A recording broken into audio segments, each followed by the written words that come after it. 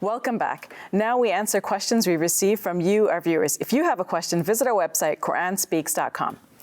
Dr. Shabir, this is a question from a person saying, I have doubts about Islam. There are many questions roaming about in my mind, and I'm not sure if there are answers to them or how to find those answers. What advice do you give?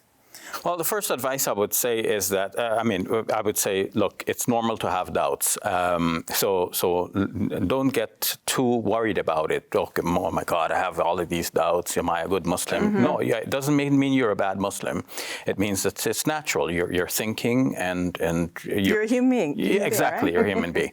The second thing I'd like to say is that once you have the doubts, though it's not your fault that you have the doubts, now it's your responsibility to gain the knowledge to remove your doubts.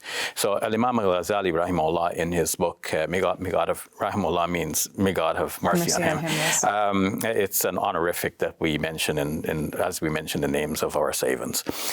So in his book, Ihya Ulumuddin, which means revival of the religious sciences, he says that, there's a certain degree of knowledge that is what he calls fard kifaya, which means a sufficient type of obligation.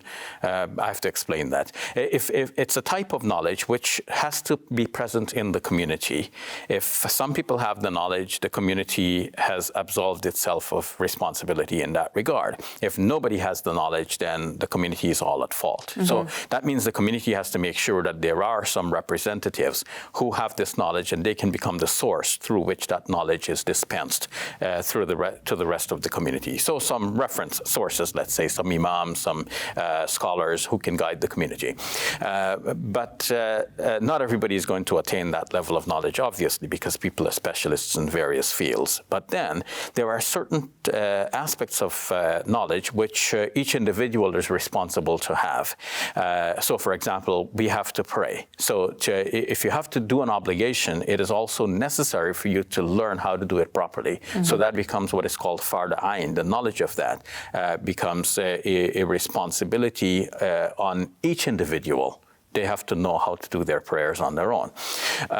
So he says now, and this is the point of this whole explanation, that when it comes to doubts, if you have a doubt about your faith, then it becomes your personal obligation to seek the knowledge that will remove that doubt.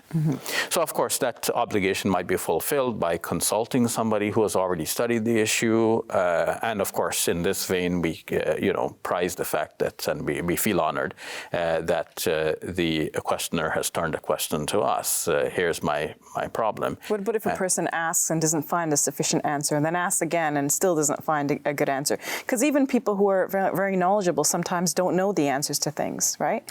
Yes. And here I would stress again the communal responsibility. It's necessary for the community to step forward and make sure that all of these areas of doubt are being clarified so that people will find the answer. And we should have, hotlines and so on, resources that people can turn to and say, hey, I have this problem, I have this question in my mind, how can I remove this doubt? Now, Yaqeen Institute in the United States, under Sheikh Omar Suleiman, has done a lot in this regard. They have published articles and they have done studies about the various areas in which people have expressed doubts about Islam, and they have given the answer, and they have continued to give answers to many of the areas of doubt. We, in our own way, have tried on this television program to deal with some of the areas that people tend to ask about a lot. And in fact, we picked up on the Yaqeen Institute study and we did a whole series on doubts people have about Islam and the ways of removing those doubts, and we answered the questions that people generally ask about. But at the end of the day, let's say the individual feels a little bit frustrated. I'm turning around everywhere. I'm not, finding the answers to these questions. Well, one way of coping with this is to have what is I would refer to as a minimal Islam. Don't think that you have to embrace all of these different aspects of Islam, especially the things which are doubtful to you. Come back to the minimal things. Minimal thing is like what is expressed in our basic formulae of faith. When Muslims has been taught from childhood, for example, to say something like, I believe in Allah and His angels and His books and His prophets and in the last day and in God's control of all affairs and in resurrection after after death.